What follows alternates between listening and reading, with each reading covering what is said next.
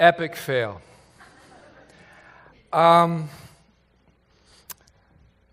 been trying to think of things to talk about. I wrote a bunch of them down, but I just decided you might as well just go for the throat. And in the process of doing something like that, you always have a backup plan.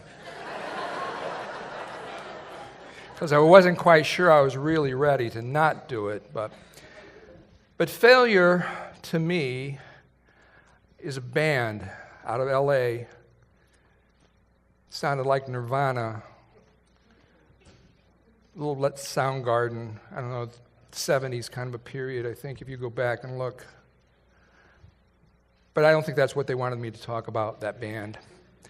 So then I started thinking about other aspects of failure to communicate, which was a movie quote that I saw, and the captain talking to Paul Newman, and I thought that was pretty cool. But I haven't failed.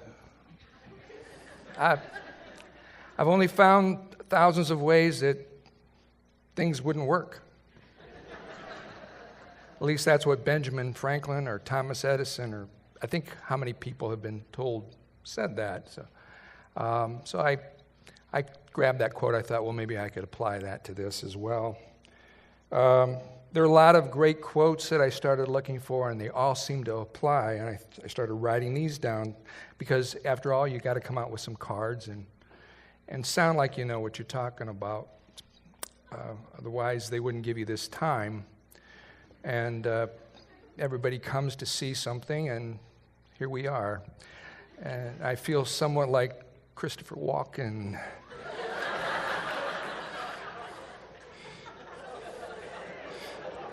I don't know why I started talking like that, but I did. There's only one thing that makes a dream impossible to achieve, and that's the fear of failure. Ever tried, ever failed? No matter, try again, fail again, but just fail better. And we are all failures. At least the best of us are. And that was J.M. Barrie, who was Peter Pan. That was a great story about not wanting to grow up. And that was kind of my childhood. I really didn't want to grow up. I enjoyed being a kid because I saw, after all, how much failure filled the lives of all the adults around me. I felt when I didn't have anything that I needed to worry about, I didn't have any reason to fail. I could just look to the other people, and they would sort of step in and fix things for me.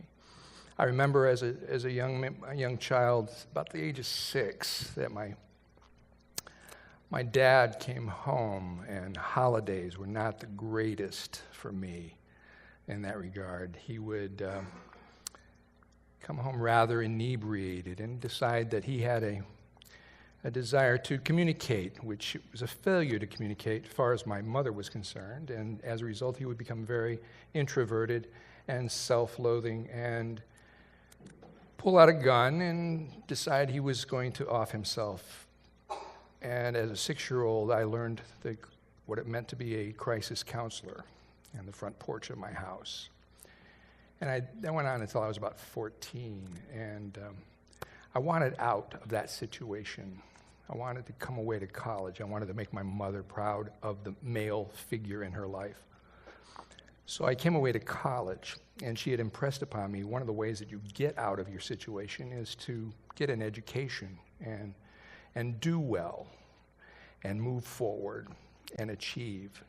And even though failure is the lesson that is the best teacher sometimes for us, we tend to not want to embrace that part of it. We want to cover it over. We don't want to fail. So for me, what I began to learn to do is for papers and things like that, I got to the deadline of a particular paper in college, and I borrowed very heavily on other authors to finish this paper.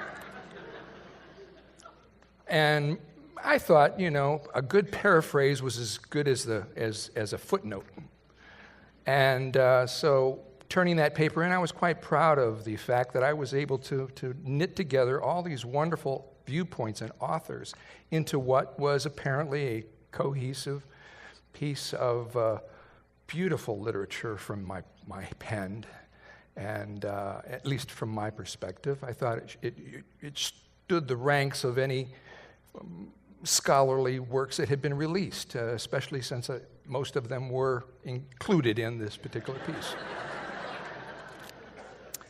And much to my chagrin, upon meeting the professor who was teaching this course, he also seemed to know most of these authors as having had them in college and was taught by them, and probably was more aware of their works than I was. Even with my beautiful polishing and rearranging of their terms, the basic skeletal structure stood that I had a paper that was not mine. And as a result, he said to me, I cannot pass you in this class, this course. I had done so well in school leading up to that point. I had pretty much it all in my pocket. But this particular person, this particular professor, said, you know what?